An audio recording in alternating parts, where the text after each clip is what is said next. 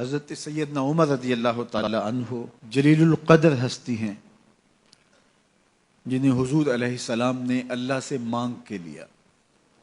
سارے صحابی رسول کریم صلی اللہ علیہ وآلہ وسلم کے مرید ہیں، لیکن جناب عمر میرے حضور کی مراد ہیں۔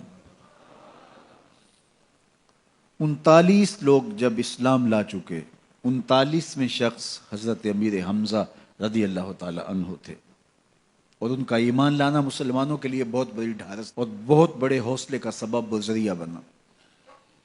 تو میرے حضور نے ہاتھ اٹھا لیے، کہا اے اللہ، ایک شیر دیا ہے امیر حمزہ، ایک شیر اور عطا کر دے، اب تیری مرضی، عمر بن خطاب دے دے یا عمر بن حشام دے دے۔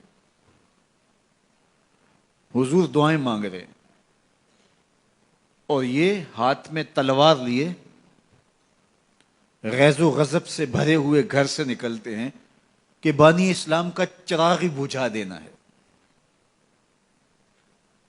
راستے میں ایک صاحب ملے اور کہا کہ عمر، تیور کوئی اچھے نہیں لگتے، خیر تو ہے، کدھر جا رہے ہو؟ کہا چراغ اسلام بجھانے جا رہا ہوں، یہ روز کا مسئلہ ختم ہونے لگا ہے میرے ہاتھوں۔ مسکرا کے بولے گھر کی خبر تو لو۔ کہا میرے گھر کو کیا ہوا؟ کہا تمہاری بہن فاطمہ بھی نوکر بن گئی ہے رسول اللہ صلی اللہ علیہ وسلم کی۔ غصے سے بھرے ہوئے اپنی بہن کے گھر کا رخ کرتے ہیں، اندر سے قرآن پڑھنے کی آواز آ رہی ہے، غصہ اور بڑھ جاتا ہے، دروازے کو زور زور سے کھٹکھٹاتے ہیں۔ اہل خانہ سمجھ گئے ماجرا کیا ہے، گرجدار آواز ہے جناب عمر کی، دروازہ کھولو۔ جلدی سے معلم کو چھپا دیا اور بہن آگے بڑھ کے دروازہ کھولا۔ کہا تم سابی ہو گئے ہو، دین چھوڑ دیا تم نے، بتوں کی وفا ترک کر دی اور بے تحاشا مارنا شروع کیا۔ بہن کا سر پھٹ جاتا ہے، خون بہنے لگتا ہے اور یہ مارتے چلے جاتے ہیں۔ فاطمہ بنت خطاب بولی عمر تم خطاب کے بیٹے ہو، سنو میں بھی خطاب کی بیٹی ہوں، جو ظلم جو جبر کرنا ہے کرو، میں محمد عربی کا دامن نہیں چھوڑوں گی۔ سوچنے پہ مجبور ہو جاتے ہیں وہ کون سی طاقت ہے جس نے بجلیاں بھر دی اس کے اندر۔ کہا جو تم پڑھ رہے تھے مجھے بھی سنا سکتے ہو؟ کہا تمہیں غسل کرنا ہوگا۔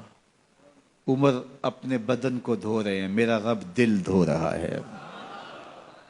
اتنے میں معلم بھی قرآن لے کر آ جاتے ہیں اور قرآن کی تلاوت ہونے لگتی ہے۔ طٰہٰ ما انزلنا علیک القرآن لتشقیٰ، 14ویں رات کے محبوب چاند، ہم نے قرآن اس لیے نازل تو نہیں کیا تھا کہ تم مشقت میں پڑ جاؤ۔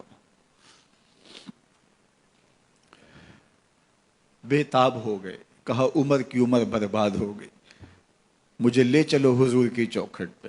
تلوار حمائل کی ہے، بہنوئی ساتھ ہیں،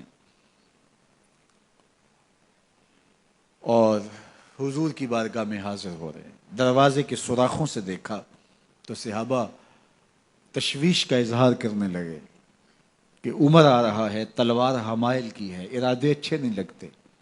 جناب امیر حمزہ نے کہا دروازہ کھول دو، اچھی نیت سے آیا تو استقبال کریں گے، نیت اچھی نہیں ہے تو اس کی تلوار سے اس کی گردن کاٹ دیں گے۔ حضور کے سامنے جا کے بیٹھ گئے، گلے میں کپڑا ڈالا تو حضور نے پکڑ کے کہا عمر ابھی وقت نہیں آیا کہ تم اسلام لے آؤ؟ یہی وقت تھا عمر کے اسلام لانے کا۔ لبوں پہ کلمہ جاری ہو گیا، اللہ اکبر کی صدا اس زور سے گونجی کہ مکے کی گلیاں گونجنے لگیں۔ اسلام لانے کے بعد حضور سے پوچھتے ہیں حضور کیا ہم حق پر نہیں ہیں؟ فرمایا ہم حق پر ہیں۔ اللہ کا دین سچا نہیں ہے؟ کہا اللہ کا دین سچا ہے۔ آپ اللہ کے سچے نبی نہیں ہیں؟ فرمایا میں اللہ کا سچا نبی ہوں۔ تو کہا پھر ہم چھپ کے عبادت کیوں کریں؟ اب مسلمانوں کی 2 صفیں بنتی ہیں، ایک صف کی قیادت امیر حمزہ کرتے ہیں، دوسری صف کے آگے آگے عمر بن خطاب چلتے ہیں اور حضور درمیان میں ہیں، اور یہ ملکوتی قافلہ صحن حرم میں آ کے اعلانیہ عبادت کرتا ہے۔ حضرت عبداللہ ابن مسعود رضی اللہ تعالیٰ عنہ فرماتے ہیں عمر کا اسلام لانا اسلام کے لیے عزت کا سبب بنا، اسلام کے وقار کی علامت بن گیا۔ ایک ایک کے دروازے پہ جا کے دروازہ کھٹکھٹا کے کہتے ہیں، وہ تو اور خبر سننے کے لیے بے چین تھے کہ یہ بانی اسلام کی زندگی کا چراغ بجھانے گیا تھا، کوئی خبر لایا ہوگا۔ وہ کہتے ہیں آؤ عمر کدھر آئے ہو؟ کہا تمہیں بتانے آیا ہوں، کمزوروں سے پنجہ آزمائی کرتے رہے ہو، آؤ میرے سے بات کرو، میں محمد عربی کا نوکر بن گیا ہوں۔ اللہ اکبر۔ میرے حضور نے فرمایا جب اچھے لوگوں کا ذکر کرو تو میرے عمر کا ذکر بھی کیا کرو۔ میرے عمر کی زبان پر حق بولتا ہے، سچ بولتا ہے۔ ان الشیطان یفر من ظل عمر، عمر کے سائے کو دیکھ کے شیطان بھاگتا ہے۔ اللہ اکبر۔ اسلام لائے تو زندگی کی ایک ایک سانس اسلام کی